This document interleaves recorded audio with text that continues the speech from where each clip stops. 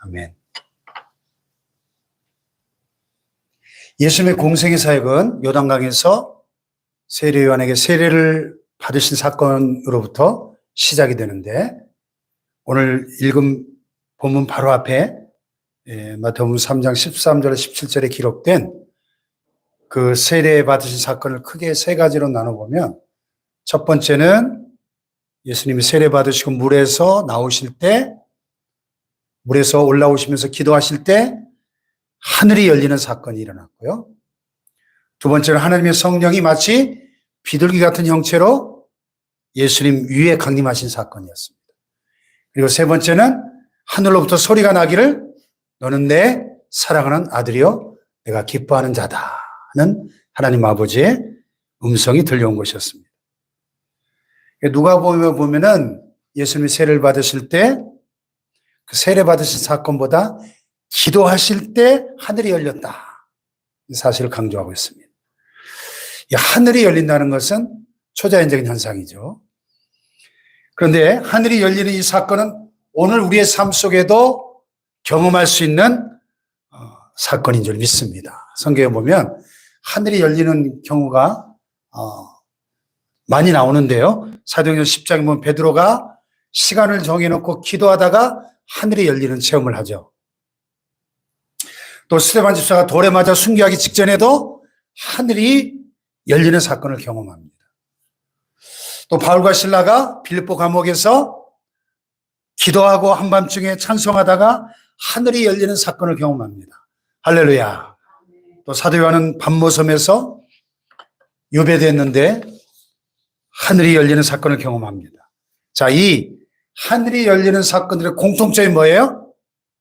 누구에게 이 하늘의 문이 열렸어요? 기도하는 자에게 열린 줄로 믿습니다. 기도하는 자에게. 오늘도 기도하는 자에게 하늘의 문이 열릴 줄로 믿습니다. 하늘의 문이 열리는 게 왜 중요한가?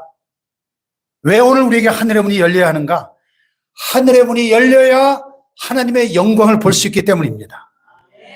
하늘의 문이 열리고 하나님의 영광을 보며 사는 자는 결코 낙심하지 않습니다. 할렐루야. 자, 사도 요한을 보세요. 그 반모섬에 유배돼 가지고 지난번에 그리스 터키 갔을 때 참 안타깝게도 반모섬을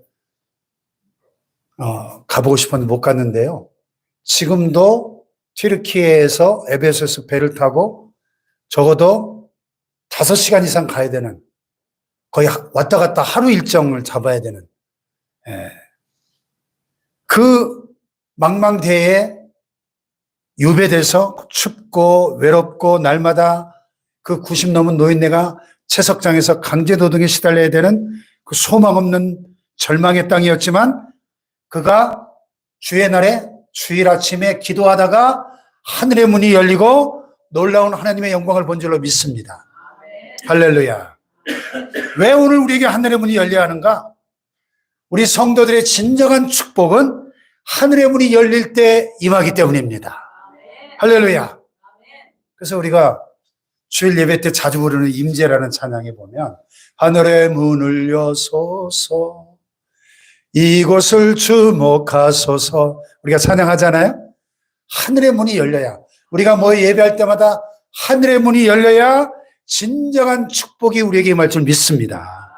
야고보서에 보니까 온갖 좋은 은사와 온전한 선물이 다 위로부터 빛들의 아버지께로부터 내려오나니 그런 변함도 없으시고 회전하는 그림자도 없으시니라. 그래서 아멘. 온갖 좋은 은사와 온전한 선물이 위로부터, 하늘로부터, 하나님께로부터 내려오는 거죠. 그러니까 우리 안에 있는 죄사함, 또 영생, 또 매일 누리는 기쁨, 평안, 자유함, 참 이게 위로부터, 빛들의 아버지께로부터, 하늘로부터 내려오는 축복이에요. 할렐루야. 우리 교회 위에 하늘의 문이 열려지기를 축복합니다. 여러분의 가정과 사랑하는 자녀들의 후손의 삶 속에 하늘의 문이 활짝 열려지기를 축복합니다.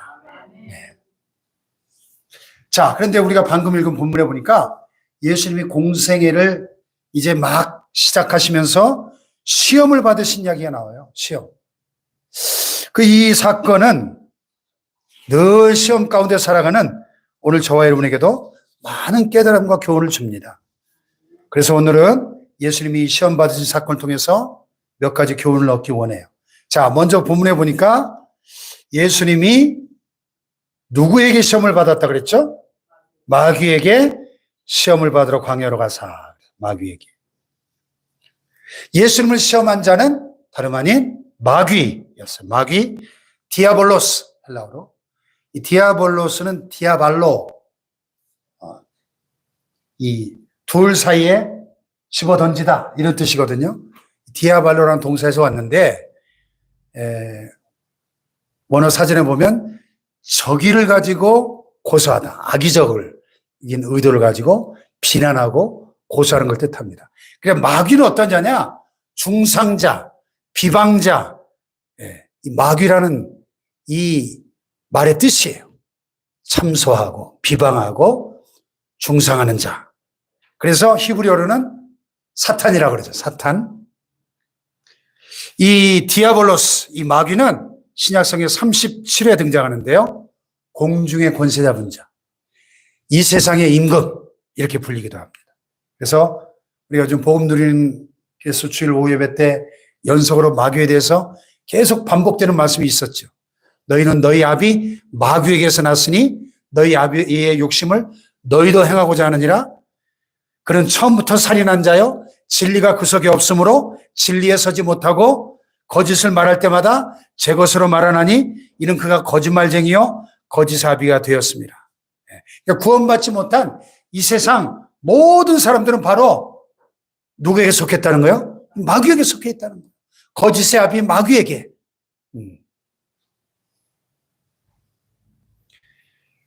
이 타락한 천사장인 마귀는 이제 제때가 얼마 남지 않은 것을 누구보다 잘 알고 있습니다. 그래서 요한계시를 보면 크게 분내어 땅으로 내려갔으니 땅에 거하는 자들이 화가 있다 그랬거든요. 그러니까 이 큰 용, 왜 마귀를 용으로 표현했냐면 포악하고 잔인하다는 거예요. 사납고. 이 마귀가 할 수 말씀 하나님의 백성도 괴롭히고 핍박하고 택한 백성이라도 미혹해서 넘어뜨리려고 하는, 그래서 삼킬 자를 찾아 두루 다니는 우는 사자로 묘사하고 있습니다. 무시무시하죠. 정신이 번쩍 들죠.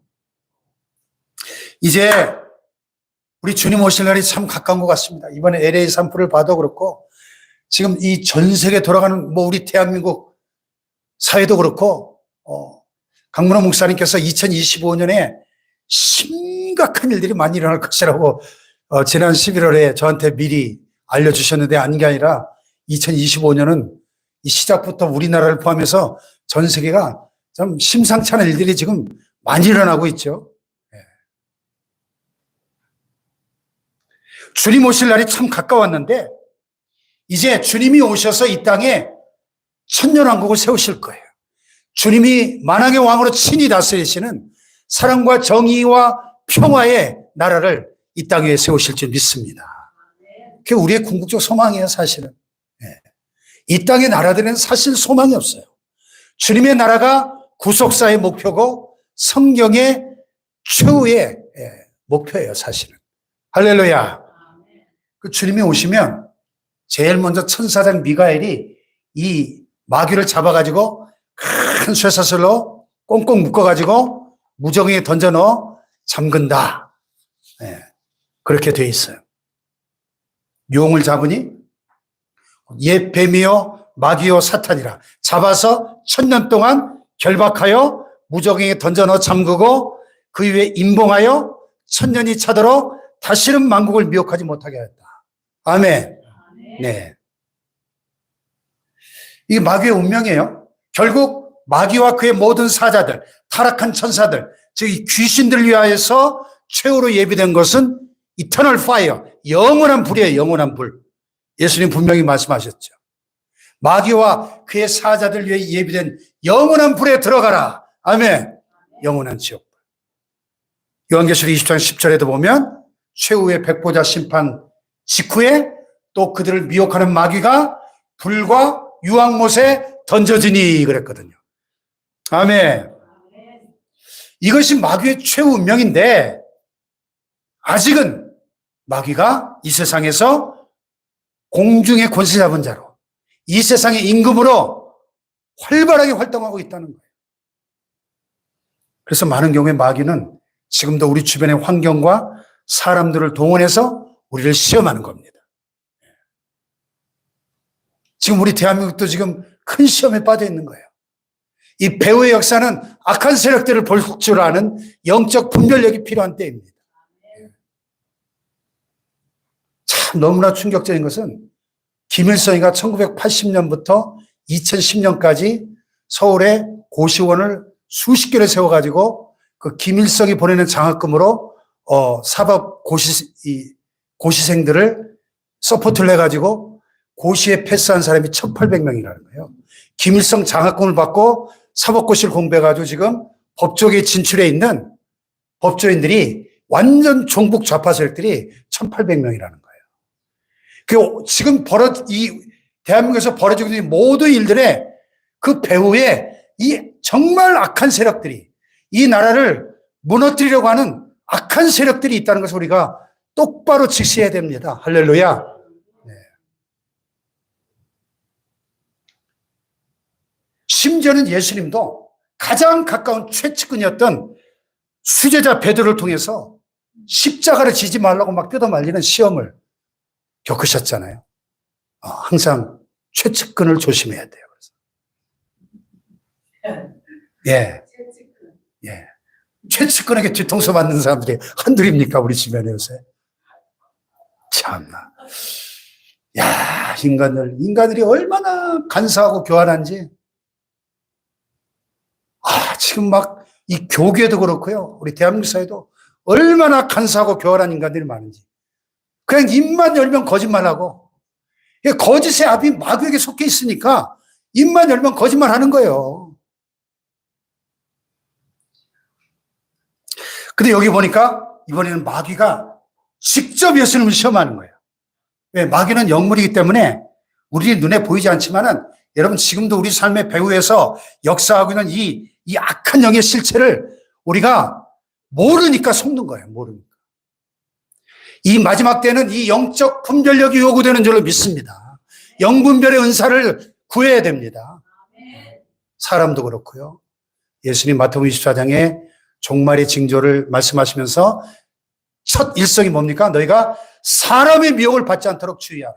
사람의 미혹. 참 무서운 거죠. 사람의 미혹. 사람을 분별할 수 있어야 되고 그 사람의 배후의 역사는 악한 영의 실체를 볼 수 있어야 됩니다. 지금 우리 대한민국 사회를 보세요. 아니 우리 대한민국 사회가 어쩌다가 이렇게 악하고 음란하고 불의하고 타락한 사회가 되었을까? 너무나 충격적이에요. 어제도 목사님들이 다른 일로 모여서 이렇게 얘기하다가 한 분이 그러시더라고요. 아니 이게 대한민국 사회가 어떤 한 분야가 이렇게 썩고 부패할 수 있는데 어떻게 이렇게 총체적으로 썩어 있을까? 어떻게 법조계와 경찰과 검찰과 국회와 이렇게 그냥 이 나라의 수뇌부에 있는 이 중요한 조직이 어떻게 이렇게 다 이렇게 끊임없는 불법의 불법을 계속해서 저지를 수 있을까? 오죽하면 그 철없는 2030들이 저렇게 막 다 들고 일어날까? 예? 예. 그리고 어느 목사님이 그러더라고요. 이건 분명히 이 부정선거에 이게 백일화에 드러나면 완전히 다 망하기 때문에 발악을 하고 있는 거다. 발악을 하고 있는 거다. 예. 그렇지 않고는 어떻게 저렇게 대놓고 계속해서 헌법에 위배되는 불법들을 계속 저지를 수 있을까? 배후의 역사는 어둠의 세력이 있기 때문에 오늘 이 대한민국 사회가 이 치열한 지금 영적 전쟁의 한복판에 있다고 저는 믿습니다. 나라와 민족을 위해서 우리가 영적 전쟁을 하면서 기도해야 될 줄로 믿습니다.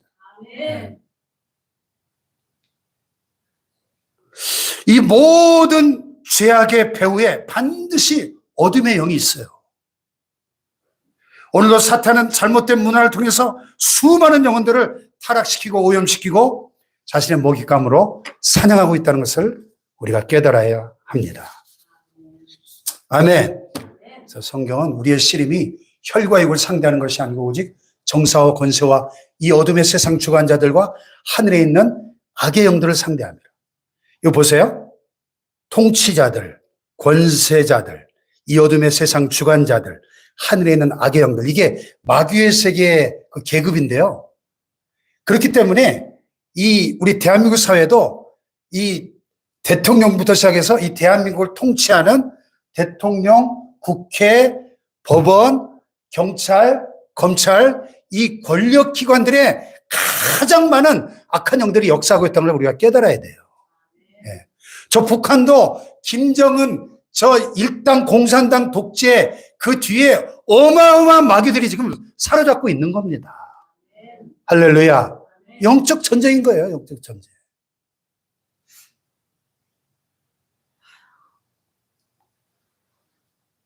강문호 목사님께서 2025년에 한반도 지도가 사라졌다. 공산화의 위험이 있다 하는 얘기를 11월 달에 하셨는데 계속 그 얘기가 저도 생각이 나요. 그렇게 되지 않도록 기도해야 될 줄로 믿습니다. 예수님도, 심지어는 하나님의 아들 예수님도 우리 눈에 보이지도 않는 영적 존재인 마귀에게 시험을 받으신 거예요. 자, 1절을 다시 볼까요? 시작. 그때 예수께서 성령에 이끌려 마귀에게 시험을 받으러 광야로 가사. 그때는 언제예요? 본문 바로 앞에 요단강에 세례받고 성령의 충만함을 받으셨을 때 하늘이 열리고 성령이 비둘기같이 임하시고 하늘로부터 하나님의 아버지의 음성이 들려오는 이 은혜가 충만한 때에 마귀가 시험을 하더라는 겁니다, 여러분. 예? 여러분, 우리가 성령이 충만하지 않고 하나님과의 관계가 멀어졌을 때만 시험 받는 게 아니에요. 물론 그럴 때 더 시험에 빠지기가 쉽지만 성령이 충만하고 이 하늘의 은혜가 신령한 은혜가 넘치는 바로 그때에도 예수님이 마귀에게 시험을 받으셨다는 사실을 우리는 기억해야 됩니다. 아멘.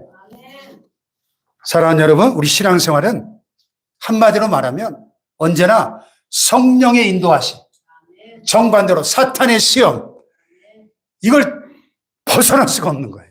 그래서 시험이 없는 신앙생활은 결코 있을 수가 없습니다. 그래서 이 시험은 성령 충만한 자에게도 찾아오고 성령 충만하지 않은 자에게는 물론 찾아옵니다. 물론. 하나님의 음성을 듣는 자에게도 하나님의 음성을 듣지 못하는 자에게도 시험은 찾아와요. 근데 그 시험을 받았을 때 과정과 결과는 하늘과 땅 차이죠. 누가 시험을 이겨요? 누가 시험을 물리치고 승리합니까? 아하! 이 사탄의 시험이구나. 이 성령이 충만한 사람은 바로 깨닫죠. 하나님의 음성을 듣는 자는 바로 분별합니다. 그래서 오늘 성경에 보니까 예수님께서 성령의 충만함을 입고 요단강에서 돌아오사 시험을 받으셨는데 성령의 인도하심을 받는 그 사람이 능히 마귀의 시험을 물리치고 이기는 줄로 믿습니다. 우린 힘이 없잖아요. 우리 힘으로 어떻게 이 마귀의 시험을 우리가 이길 수 있겠습니까? 능력이 없어요, 우리는. 그러나 우리가 성령의 능력을 힘입으면 마귀의 시험을 물리칠 수 있는 줄로 믿습니다. 할렐루야. 예수님을 죽은 자 가운데서 살리신 성령께서 우리 안에 계시기 때문에 우리는 연약한 사람이지만 우리는 사람 이상의 사람이에요. 우리 안에 성령이 계시니까 성령의 사람이에요. 하나님께서 함께 하시는 하나님의 사람인 것입니다. 그러므로 성령의 충만을 받아야 될 줄로 믿습니다. 하나님의 음성을 들어야 할 줄로 믿습니다. 성령의 인도하심을 받아야 할 줄로 믿습니다. 자, 1절을 다시 보니까 그때 예수께서 성령에 이끌려 마귀에게 시험을 받으러 어디로 갔어요? 광야로 가셨대요. 광야.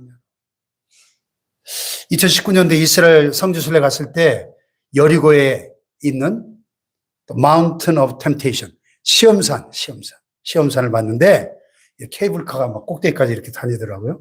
케이블카는 안 타봤는데 예수님께서 40일 동안 금식하시면서 시험을 받으신 그 산이라고 가이드가 얘기를 하더라고요.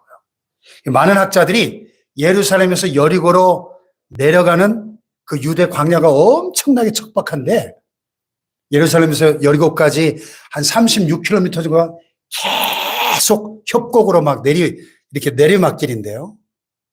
사해 바다가, 여리고 옆에 사해 바다가 해저 400m잖아요.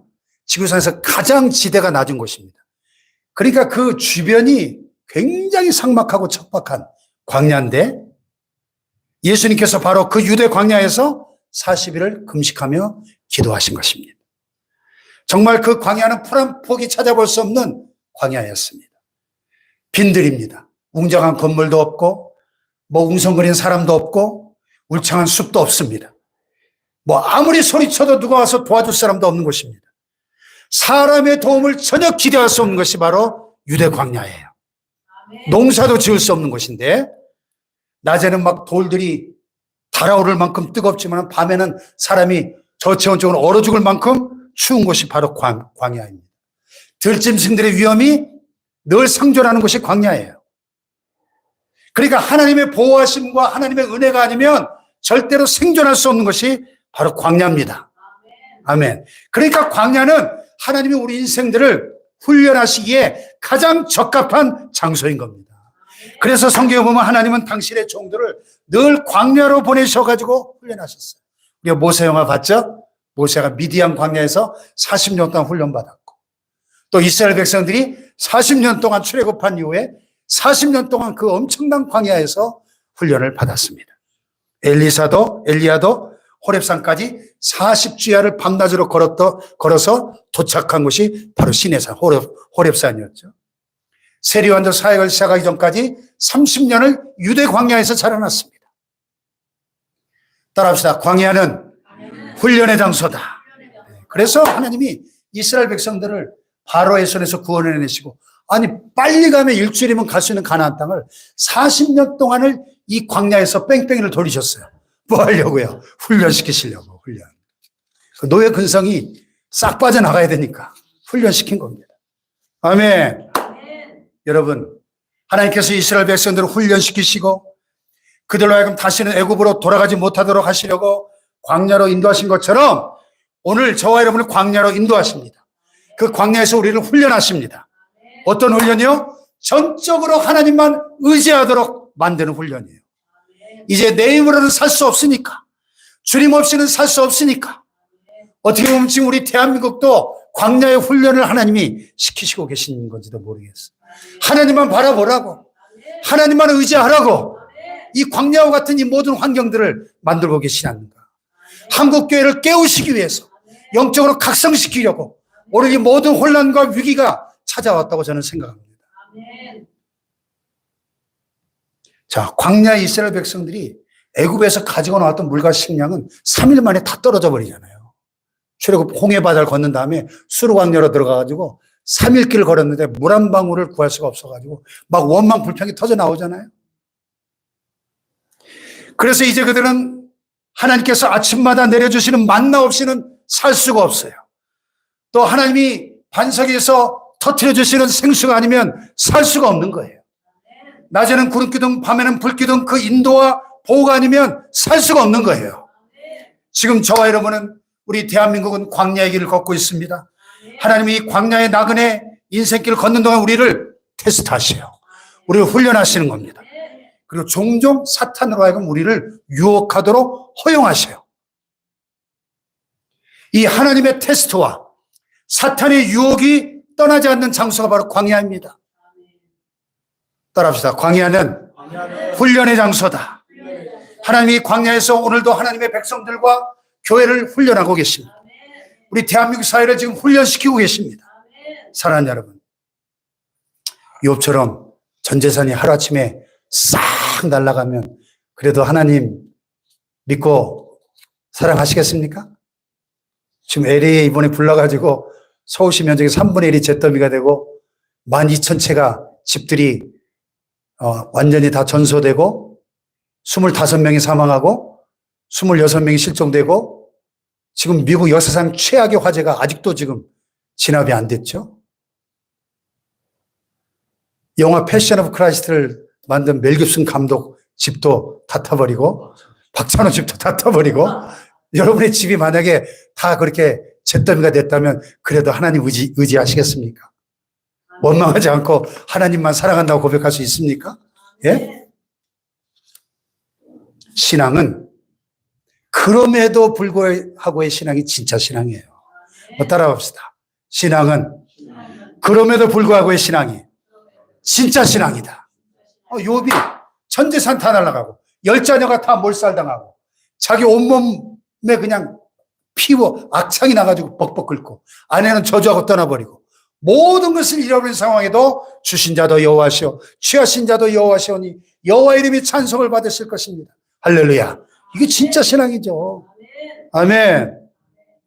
사업도 잘 되고 자녀도 공부를 잘하고 시험 칠 때마다 그냥 성적이 쑥쑥 올라가고 남편은 승승장구하고 가족 모두가 건강하고 그럼 누가 감사 못합니까?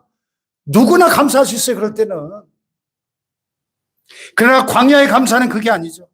그럼에도 불구하고 내가 주님을 사랑합니다. 그럼에도 불구하고 내가 주님만을 의지합니다. 비록 무화과나무가 무성하지 못하고 포도나무에 열매가 없고 감람나무에 수칠이 없고 우리의 양이 없고 외양간에 송아지가 없을지라도 나는 여호와로 인하여 즐거워하며 나의 구원의 하나님을 인하여 기뻐하리로다. 이게 진짜 신앙이죠. 할렐루야. 이것이 광야의 신앙이고 이것이 광야의 감사입니다. 나는 주님 없이는 살 수 없습니다. 주님만을 의지합니다. 이게 광야의 시험, 광야의 연단을 통한 광야의 진짜 신앙이죠. 그래서 예수님도 이 광야에서 시험을 받으셨어요. 하나님은 저와 여러분 오늘도 광야로 몰아가십니다. 예수께서 성령에게 이끌려 그랬어요. 성령에 이끌려가 뭐예요? 성령의 인도하심을 따라 순종하셨다는 거 아니에요. 여러분 성령에 이끌려 마귀에게 시험을 받으러 광야로 가셨다. 아멘. 여러분 지금 광야의 길을 걷고 계신가요? 내 앞에 너무나 많은 시험이 있습니까? 마귀는 절대 우리를 포기하지 않을 겁니다. 그런데 우리는 너무나 힘이 없어요. 그러므로 성령의 충만을 받아야 합니다. 성령의 인도하심을 따라 살아가야 됩니다. 하나님의 음성을 들으며 살아야 합니다. 그러면 시험을 받을지라도 능히 이길 줄로 믿습니다. 예수님을 죽은 자 가운데서 살리신 하나님의 성령의 능력으로 우리가 시험을 이길 수 있는 줄로 믿습니다. 한번 따라해 봅시다. 시험을 이겨야 산다. 시험을 이겨야 나도 살고 너도 살고 우리 가정도 살고 교회도 살고 이 나라도 삽니다. 이 개인의 시험, 가정의 시험, 우리 국가적 공동체의 이 시험을 성령의 능력